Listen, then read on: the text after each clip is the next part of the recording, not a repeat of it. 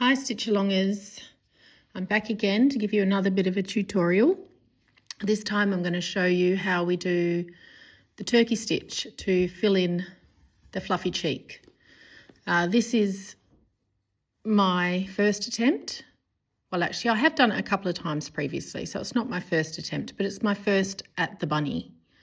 I'm quite happy with it. It's a bit rough, but I think it looks okay.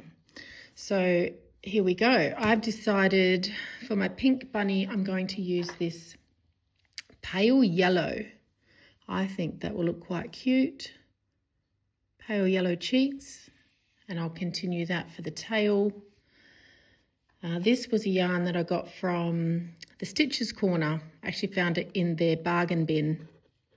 It's Gumnut Yarns, and it's actually a two-stranded yarn. I want more bang for my buck, so I've doubled it over, so I've got 4 strands because I want to be able to fill this area a bit quicker. I'm all for the quick stitch if I can. Wow, everything's different. Okay, so we start by, I'm just going to do the center row, and then I'll just leave it there, and I'll come back and show you when I trim it off. Normally, if I was just doing this on my own, I'd probably just start from the bottom or the top and work my way. The lines that Tomomi draws in her patterns are the guide for where you should put your stitches. And even though when you're doing it, you feel like they're actually way too far apart, they're not. Do not stress.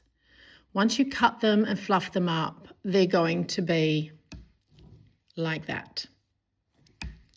Okay, so first, you come up on one side, your left or your right, whatever you prefer. It's knotted at the back, so I don't need to worry about pinning the stitch down. Then you create a loop. Come down about, I'd say 2 to 3 millimeters across. But you're not going to pull the yarn the whole way through, the thread or the yarn, whatever you're using. So you're going to create a loop. Then you're going to come up in the center of that space. So to the left of where you just went down, you're going to come up. And then you're going to stitch to the right, leaving again about another 2 millimeter gap, probably 3 millimeter gap, going down. Now that's what you call the stay stitch. That's going to lock that loop in. Okay, then we're going to come back up to the left of that stay, like kind of underneath the stay stitch. Oops, like that. And we're going to create another loop. Again, come down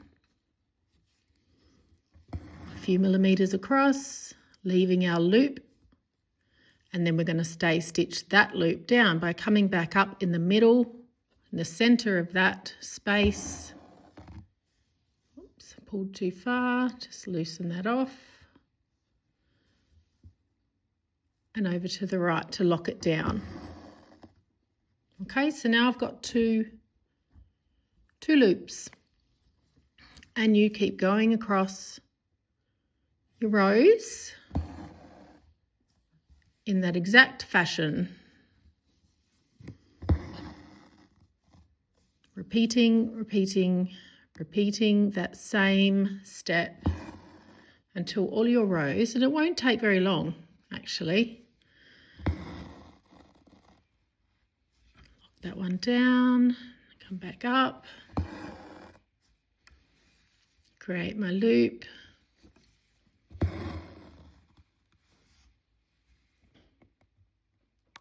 Up in the center of that, to the left of that stitch,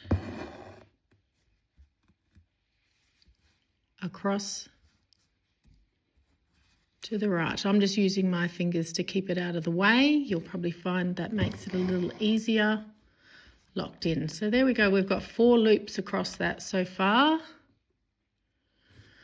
Coming back up.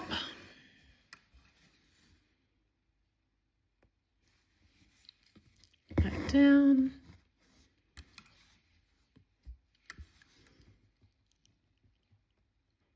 in the center. You can come up in the same holes. It's not going to matter. Cross again, lock that one in. So when I come up here, you can actually come up the same hole as what that loop is. Because it's locked in, it's not going to harm it at all, and I guess your stitches are going to be closer together. Down, leaving your loop. Now my loops are probably, how tall would you say they are?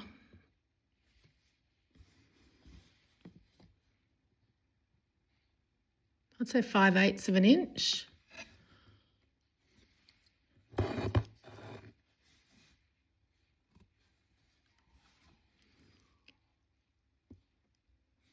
Locking that one down. Up again. Loop.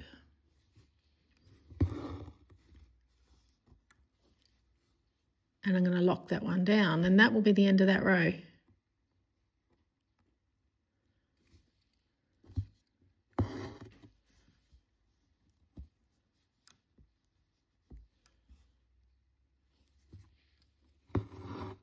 There we go. That's one row done.